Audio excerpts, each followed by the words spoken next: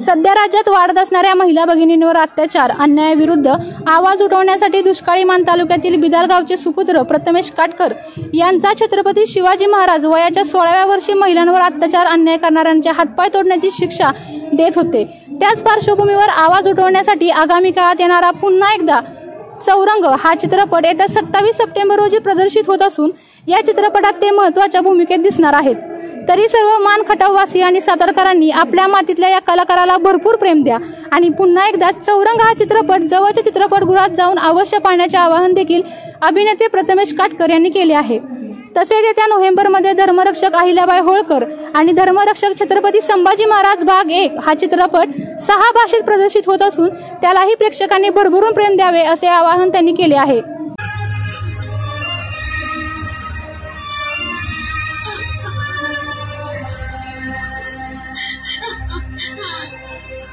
बाबा, मी कपाळी शिवगंध लावलाय, तुम्ही काळजी करू नका, मी निशाला न्याय मिळवून देईन।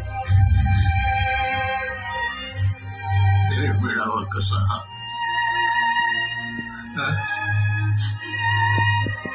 मला सांग, न्याय मिळावा कसा?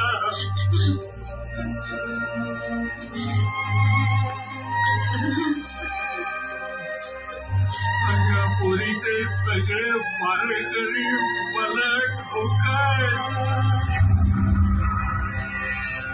पण मी तरी गप्प आहे रे। न्याय मिळावा कसा?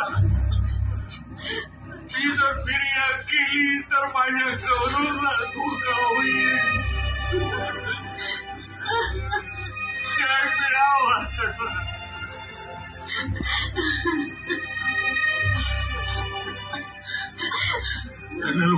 तर घरचा मार केलाय,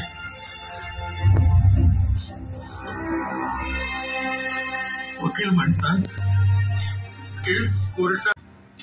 काय लपवतोय सांग? मला नाही माहित साहेब। आणि तू साहेब? सर, माझा या प्रकरणाशी काही संबंध नाही। मला का आणलं इथं? का आणलं याला इथं सांगा। दादाजी, सर सर सर सर मी काय नाही केले सर। सर सर मला सोडा, मी काय नाही केलं सर। सर